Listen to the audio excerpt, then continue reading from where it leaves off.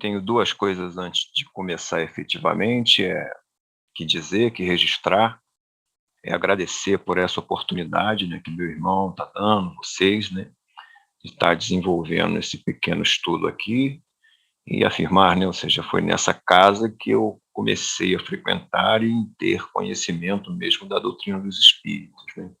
Então é muita alegria para mim estar aqui me reunindo com vocês em torno dessa doutrina, né. Ainda rolou muita água embaixo da ponte até que eu efetivamente, né, aderisse ao movimento espírita. Hoje eu estou integrado no sentido de um espírita de carteirinha, né, ou seja, eu divido isso, eu frequento uma casa, trabalho, né, desenvolvo, né, e sempre, estudando, né. Então, primeira coisa, primeiro registro a fazer é isso, muito obrigado, entendeu, Sérgio, por você ter, me convidado. Agradeço a vocês e essa casa, né, a casa de Joaquim Murtinho, que me ajudou muito. Era um momento muito difícil da minha vida. A segunda, né, eu vou falar de temas aqui, os temas talvez um pouco difíceis, né. Agora, antes de qualquer coisa, né, eu vou falar o assunto e tal, mas, os 2 primeiros ouvidos que ouvem a voz que sai da minha boca, que estou em Minas Gerais, é o meu próprio. Que significa, no fundo, eu estou falando para mim também. Também não, né, mas para mim, entenderam? Então, essas coisas que eu vou falar, naturalmente que eu estou longe, né, de estar no progresso, de dominar, né, eh, esses assuntos. Eu vou sugerir algum estudo, alguma leitura, mas sempre entendendo, né, eu sou só o veículo aqui, eu mesmo faço parte, tenho os defeitos de que eu vou, digamos assim, né, pensar aqui, né, na nossa conversa. Então, feita essas 2 considerações, eh, o Sérgio me falou, né, deixou livre, né, meu irmão. Então, bom, como você deixou livre, eu fiz um trabalho há alguns anos atrás, né, quer dizer, participo de uma reunião de desenvolvimento, e caiu o estudo para fazer daquela questão 919 do Livro dos Espíritos, né, ditada por, Santo Agostinho, que é justamente, né, eh eh, o título de começo do estudo aqui é "Conhece-te a ti mesmo", né. Então eu sugeri, né, o título para você, né, seja estudo sobre o conhecimento de si mesmo, que é a partir dessa questão que eu abri um pouco mais para outros livros, muito mais o livro Obras Póstumas, né, que eu vou trazer para vocês aqui. Bom, então vamos lá, né.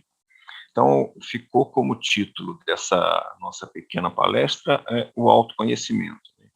É mais um estudo, né. Então, relembrando aqui, né, a questão 919, o professor Kardec faz a seguinte pergunta, né, para os espíritos: "Qual o meio mais prático, mais eficaz que tem o homem de se melhorar nesta vida e de resistir à atração do mal?" Os espíritos respondem, né: "Um sábio da antiguidade vô-lo disse: conhece-te a ti mesmo." Aí tem uma questão, 919A, Kardec sempre, né, esmiuça um pouco mais, né, e tal. Ele pergunta: "Conhecemos toda a sabedoria desta máxima, porém, a dificuldade está precisamente em cada um conhecer-se a si mesmo. Qual o meio de consegui-lo, né?" E aí vem a resposta é uma das poucas questões mesmo, né, que tem uma está assinado, né, que foi Santo Agostinho que, ditou, né, a resposta. Então Santo Agostinho diz o seguinte, né: "Fazei o que eu fazia quando vivi na terra. Ao fim do dia, interrogava a minha consciência, passava revista ao que fizera e perguntava a mim mesmo se não faltara a algum dever, se ninguém tivera motivo para de mim se queixar. Foi assim que cheguei a me conhecer e a ver o que em mim precisava de reforma. Aquele que todas as noites evocasse todas as ações que praticara durante o dia e inquirisse de si mesmo o bem ou o mal que houvera feito, rogando ao Deus e ao seu anjo da guarda que o esclarecimento grande força adquiriria para se aperfeiçoar, porque, crede-me, Deus o assistiria. Dirigi, pois, a vós mesmos perguntas, interrogai-vos sobre o que tendes feito E com que objetivo procedeste em tal ou tal circunstância, sobre se fizestes alguma coisa que feita por outro, censurarias, sobre se obraste alguma ação que não ousarias confessar, perguntai ainda mais. Se aprovesse Deus chamar-te nesse momento, teria que temer o olhar de alguém ao entrar de novo no mundo dos espíritos, onde nada pode ser ocultado? Bom, então ele faz essa introdução, ele dizendo, né, o método é pergunta. Chegava no fim do dia, ele se perguntava, passava, né, em, em, em lembrança, né, o dia dele, perguntava, pô, falhei em algum lugar, fiquei muito nervosinho em algum lugar, fui mal educado com alguém, não fui caridoso com uma pessoa que se apresentou para mim. Isso é o que ele diz que fazia, né? Digamos assim, temos um método aí, né? Prosseguindo, então, na resposta dele. Examinai o que pudestes ter obrado contra Deus, depois contra o vosso próximo e finalmente contra vós mesmos. As respostas vos darão ou o descanso para a vossa consciência, ou a indicação de um mal que precise ser curado. O conhecimento de si mesmo é, portanto, a chave do progresso individual. Mas direis, como há de alguém julgar-se a si mesmo, né? Não está aí a ilusão do amor próprio para atenuar as faltas e torná-las desculpáveis? O avarento se considera apenas econômico e previdente. O orgulhoso julga que em si só há dignidade. O orgulhoso, isto é muito real, mas tendes um meio de verificação que não pode iludir-vos. Quando estiverdes indecisos sobre o valor de uma de vossas ações, inquiri como a qualificarias se praticada por outra pessoa. Se a censurais noutrem, não na podereis ter por legítima quando fordes o seu autor, pois que Deus não usa de duas medidas para a aplicação de sua justiça, ou seja, né, ele faz o seguinte, pô, se coloca no lugar, imagina uma outra pessoa fazendo isso, que você está em dúvida, né, que você, né, se você for um egoísta, um orgulhoso, né, vai achar que só tem dignidade. Se o orgulhoso, né, se propuser realmente a melhorar, ele vai colocar, imagina uma outra pessoa fazendo isso. Se você condenar a outra pessoa, então não tem jeito, você tem que condenar para você também. Isso que é o ponto chave aqui, né? Prosseguindo, então, né, na resposta de Santo Agostinho.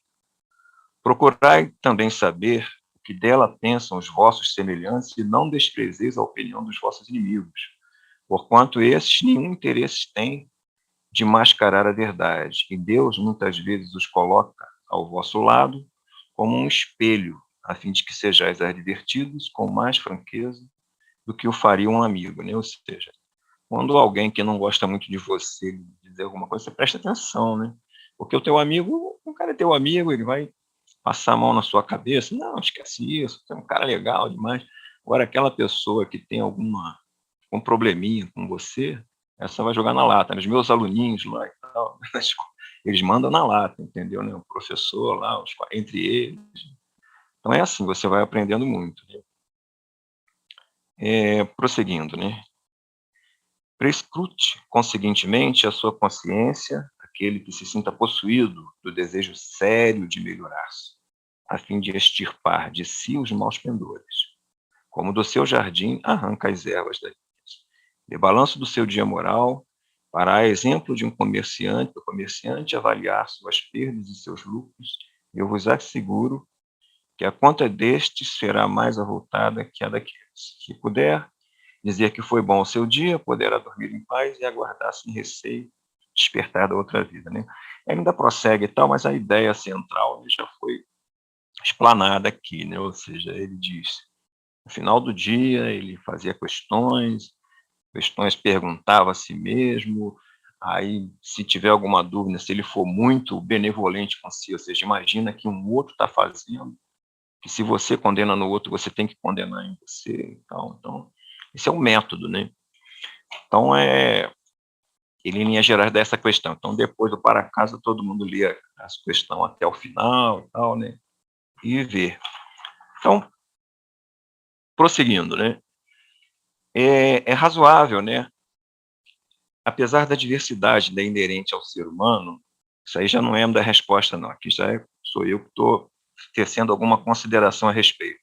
Podemos nos perguntar que defeito ou vício nós, humanos imperfeitos, temos em comum, em maior ou menor grau, entendeu? Ou seja, é razoável, Santo Agostinho perguntava, né, ao longo do dia dele, onde ele vacilou, onde ele não foi bem e tal, mas é razoável, nós que somos humanos imperfeitos, o que é aquilo que mais em comum temos em todos os seres humanos? É o que todos nós temos de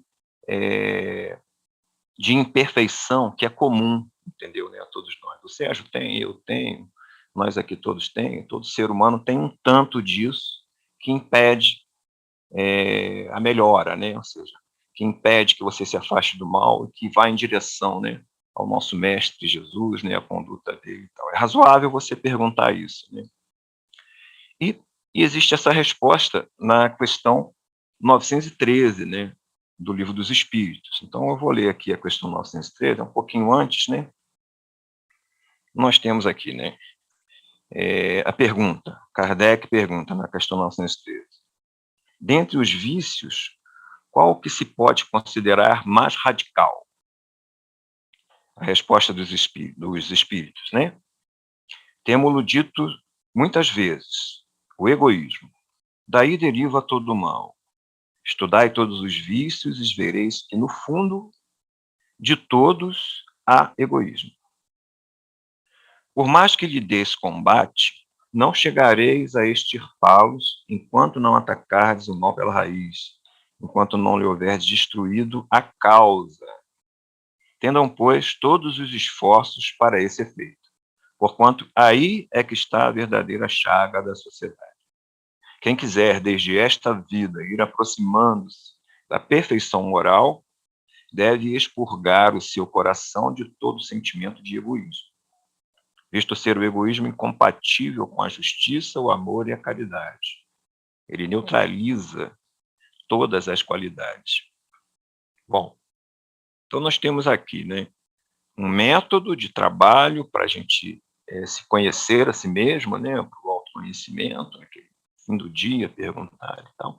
E temos um defeito, né, que parece ser mais radical, comum, e que todos, né, seres humanos, em maior ou menor grau, possuem isso.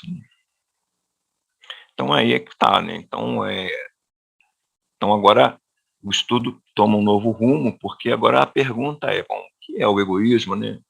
Onde é que a gente pode achar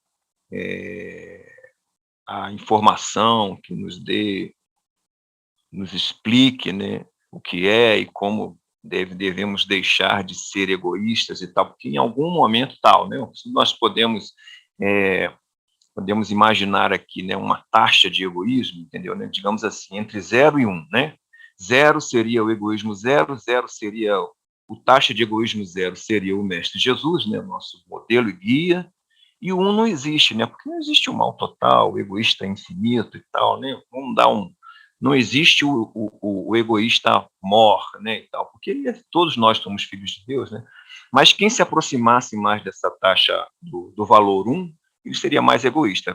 Taxa de egoísta 0,7 é mais egoísta que o taxa de egoísmo 0,5. Né? Imaginemos isso aí. Então, como é que a gente pode fazer para conhecer e combater isso, né? Para ir melhorando o nosso ranking aí, né? E se aproximando do mestre, caminhando para 0, né?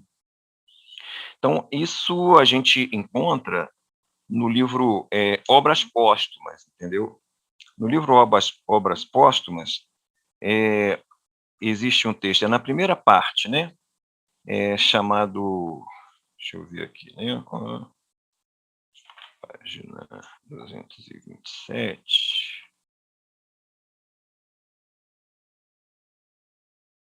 Isso.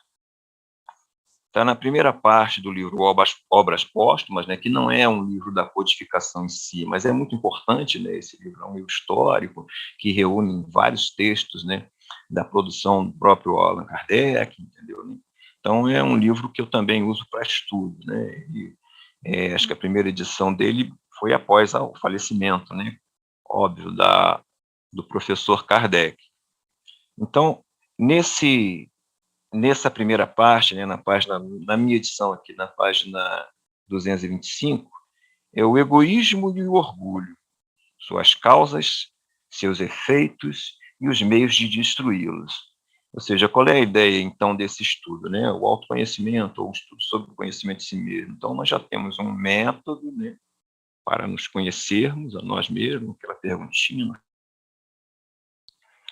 Temos um foco, né, um objeto de estudo, que é o egoísmo, porque em algum momento, em algum ponto, eu estou aí, né, entre 0 e 1, nessa taxa, e esse estudo aqui pode nos ajudar a melhorar o nosso ranking, ou seja, baixar a nossa taxa e se aproximar do mestre. Né?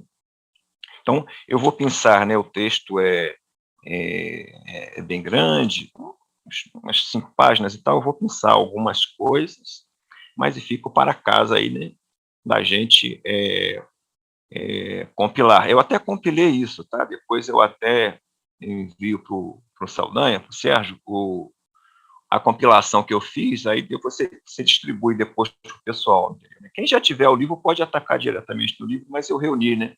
Eu tenho um arquivinho PDF em que isso está reunido.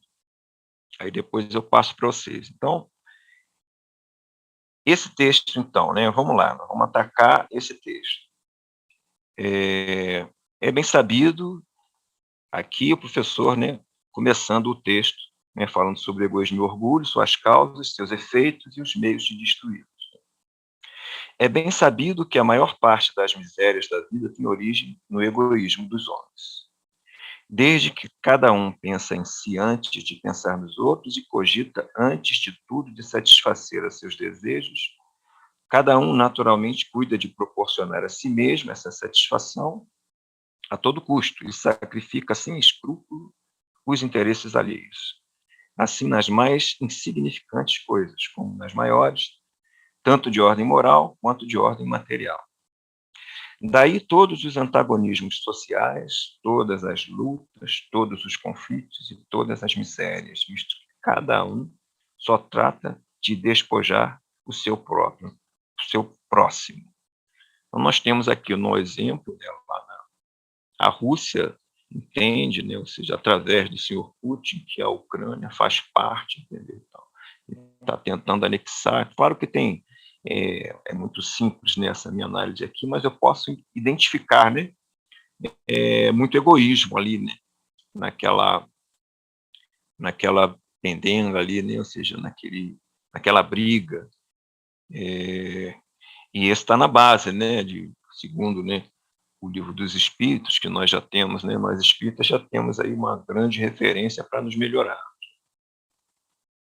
Então, prosseguindo, né, o egoísmo, por sua vez, se origina do orgulho.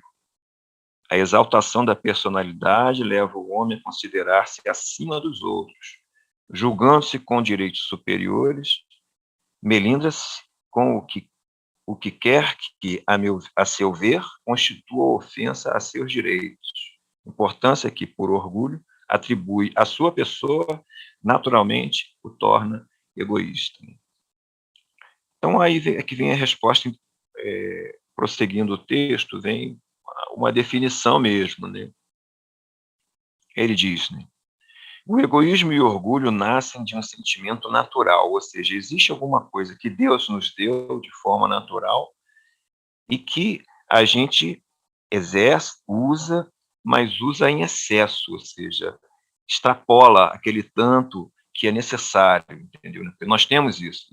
Então, prosseguindo o texto, né, ó, o instinto de conservação, ou seja, o instinto de conservação é natural no ser humano e é a exacerbação do instinto de conservação que nos leva ao egoísmo, ao orgulho. Ou seja, se você está indo em direção a um precipício, está dirigindo um carro, entendeu? Né? É razoável que você pise no freio, O instinto você tem que se conservar, ué. É isso, Deus nos deu esse instinto para usar, entendeu? A questão é, né, por exemplo, vamos dar um exemplo aqui para que não seja razoável. Então você tem lá, eu assisti uma sessão pública lá no Centro Espírita Joaquim Murtinho, aí eu cheguei lá, tem uma cadeira diferente, entendeu? Uma cadeira que tá cravejada de brilhantes, entendeu? Tal, folheada a ouro, né? Uma cadeira muito bonita. As outras são cadeiras comuns, aquelas branquinhas que tem lá. Aí, suponha que o número de pessoas que está vendo vai ver essa sessão é o mesmo número das cadeiras, ou seja, ninguém vai ficar em pé, mas tem uma pessoa que quer sentar naquela cadeira. Não basta só sentar na cadeira, entendeu, né? O natural ali era ter um espaço, uma cadeira para sentar para você assistir o seu objeto, mas a pessoa quer sentar naquela cadeira, que tem um brilhante, é a mais bonita, entendeu? Então ele entende que tem esse direito. Bastava só ter a cadeira ali, todo mundo vai assistir a palestra e tal, mas a pessoa quer sentar aquela. Então ali ele extrapolou, né, aquela ideia que ele tem de sentar e assistir, né, a sua palestra, né. Um pequeno exemplo só para a gente, né, começar a identificar. Então, prosseguindo agora o texto mesmo, né. Todos os instintos têm sua razão de ser e sua utilidade, porquanto Deus nada pode ter feito de inútil. Ele não criou o mal, o homem é que o produz, abusando dos dons de Deus em virtude do seu livre-arbítrio. Contido em justos limites, aquele sentimento, ou seja, o instinto de conservação, é bom em si mesmo. A exageração é o que o torna mal e pernicioso. O mesmo acontece com todas as paixões que o homem frequentemente desvia do seu objetivo providencial, né? Quer dizer, o homem deve se afastar das paixões, mas aquele primeiro impulso para alguma coisa para ele fazer e tal, isso também é bom, isso está Deus nos deu isso, né? Você está entendendo, né? As pessoas se apaixonam, os homens e as mulheres se apaixonam, e às vezes hoje em dia, né, tá até muito aberto e tal. Isso acontece, é o primeiro impulso, é uma paixão. Agora, a partir dali, né, vir sensualidades extremas, entendeu? Tal, ou seja, a pessoa querer tomar posse do outro, entendeu? Aí não, aí você já está extrapolando, né? Ou seja, a paixão já está tomando perfis não positivos, né? Perfis não legais. Então, tudo é o exagero, né? No caso aqui, o instinto de conservação, o orgulho e o egoísmo nascem do instinto de conservação, que é uma coisa que Deus nos deu, é natural, mas o exagero a isso é que tem. E o que leva a isso é a ignorância, né? O homem não tem o conhecimento de que está exagerando, ele não sabe a dose, né? Ou seja, ele não tem dentro da sua compreensão isso. Né? Se ele se julga melhor, já que nós estamos todos iguais, né? Deus nos criou iguais, simples e ignorantes, entendeu? Então, é sinal de ignorância você achar-se melhor que um terceiro, né? Respeitando, claro, né, que tem pessoas que têm um dom melhor, maior que o outro, entendeu? Então, mas somos todos iguais, né? Prosseguindo o texto, né? O mesmo acontece com todas as paixões que o homem frequentemente desvia do seu objetivo providencial.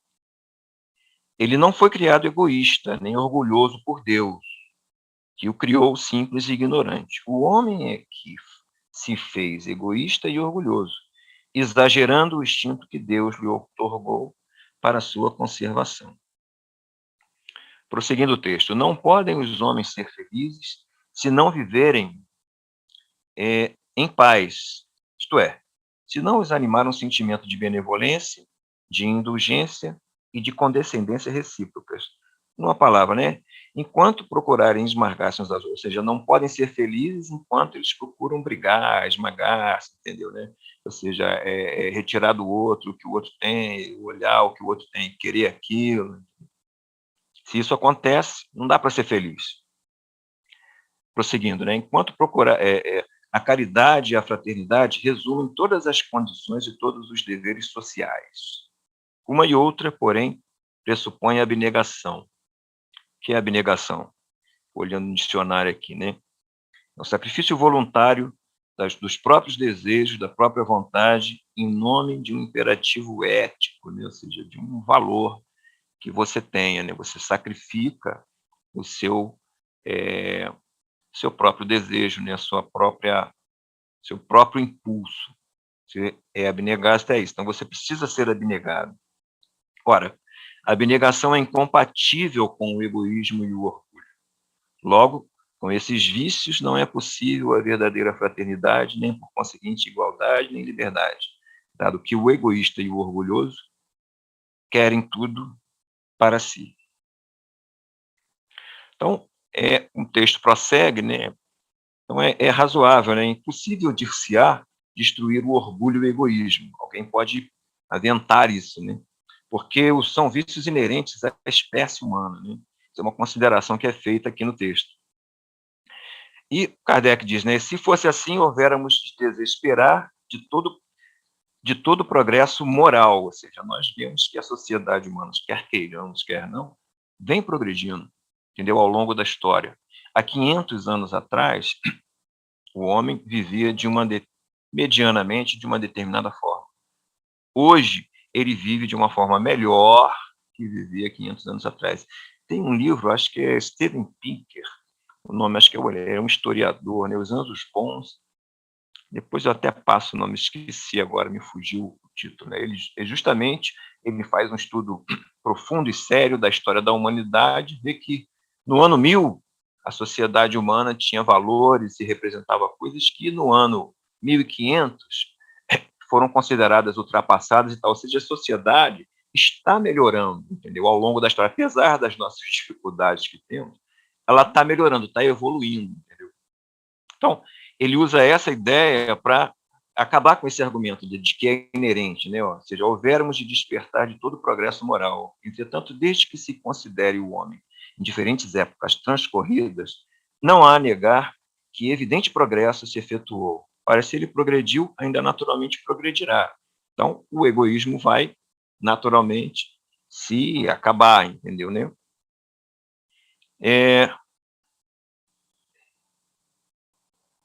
Prosseguindo, então, por outro lado, não se encontrará homem nenhum sem orgulho nem egoísmo.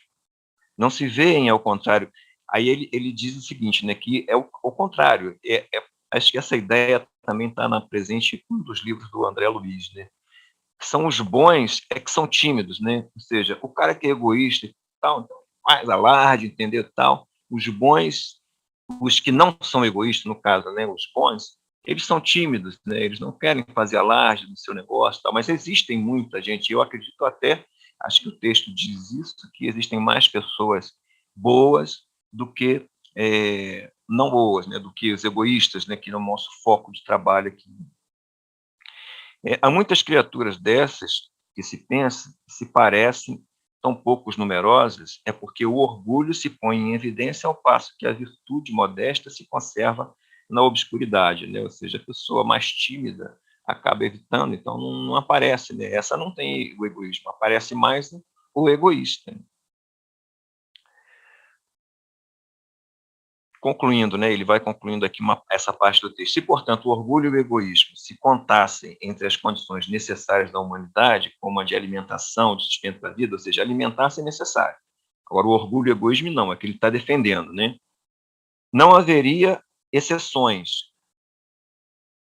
Como existem exceções, existem os bons, existem o Chico Xavier, né, a Teresa de Calcutá, que não são egoístas.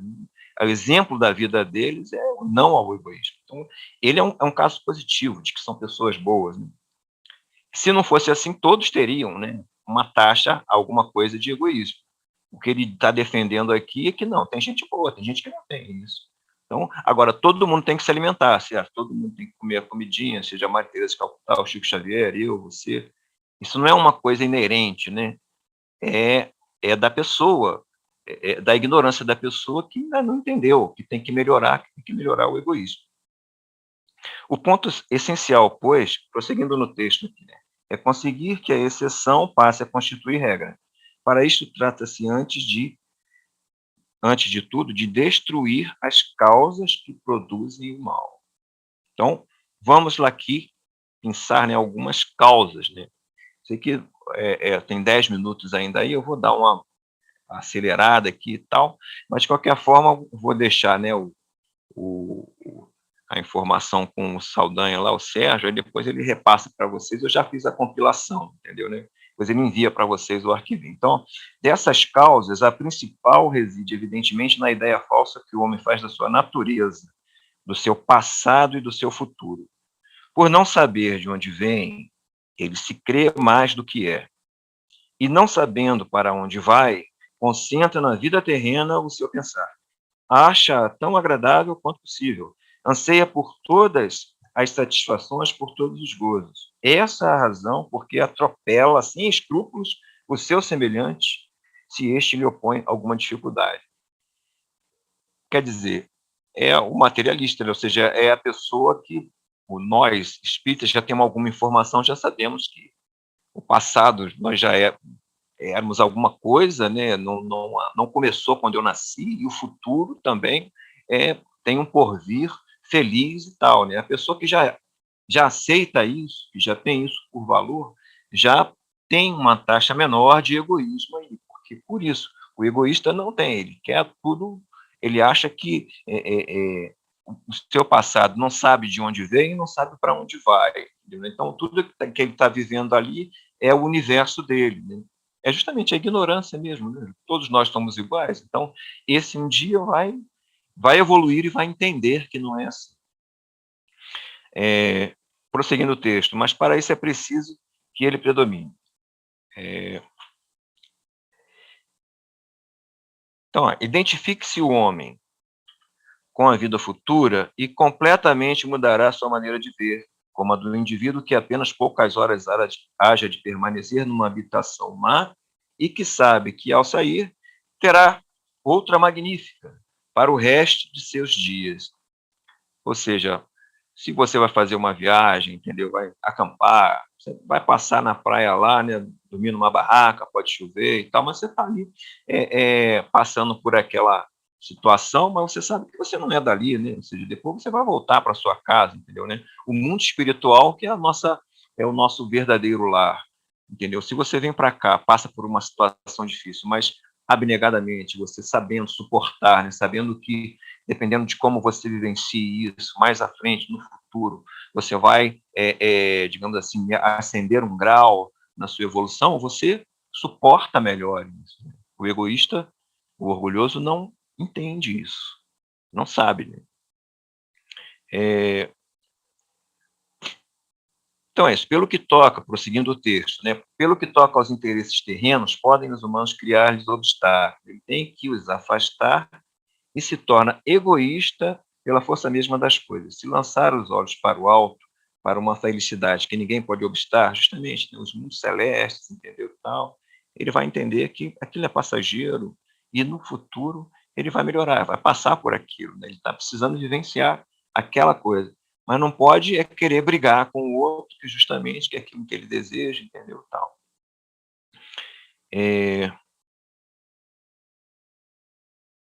Então é isso. Isso no caso do egoísmo, né? Agora, no caso do orgulho, a causa do orgulho está na crença em que o homem se firma da sua superioridade individual. Ainda aí se faz sentir a influência da concentração dos pensamentos sobre a vida corpórea, ou seja, o sujeito imagina que é aqui tudo, entendeu, né? Ele se sente orgulhoso, ele é melhor, entendeu? Tal. Não consegue entender, não consegue, né, inferir que somos todos iguais, ou seja, nós fomos criados simples e ignorantes, que temos que ser caridosos, entendeu?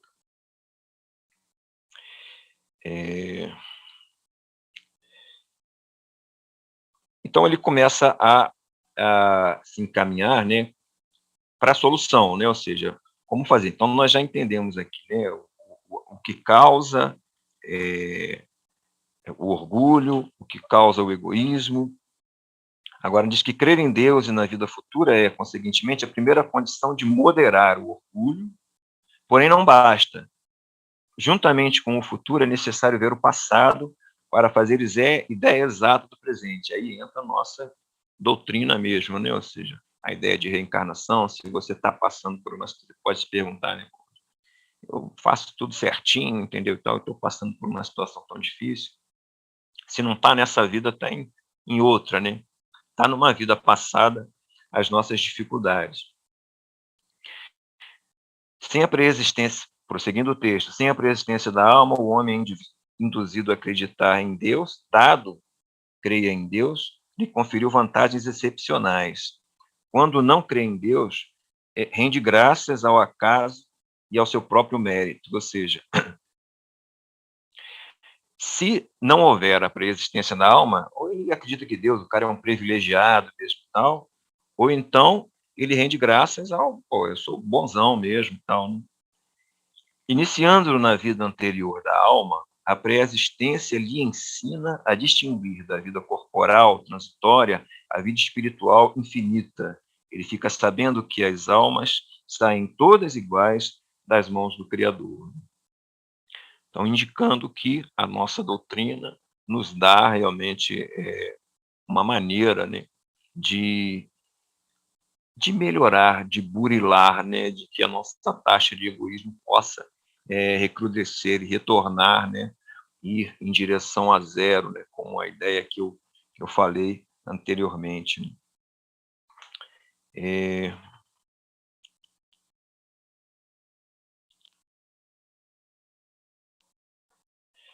Indo mais à frente aqui no texto,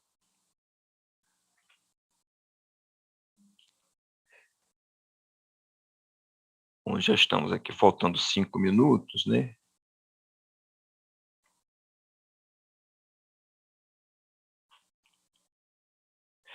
Então, ele vem desenvolvendo no texto aqui essa ideia, né, justamente, lá na frente ele diz, uma vez que haja entrado decisivamente por esse caminho, ou seja, o caminho, a princípio, né, de entender, refletir sobre o passado, refletir sobre o futuro, entender que você está vivendo uma situação transitória, se você está vivendo, que você não é o, vamos usar a expressão, né, o rei da cocada preta e tal, entendeu?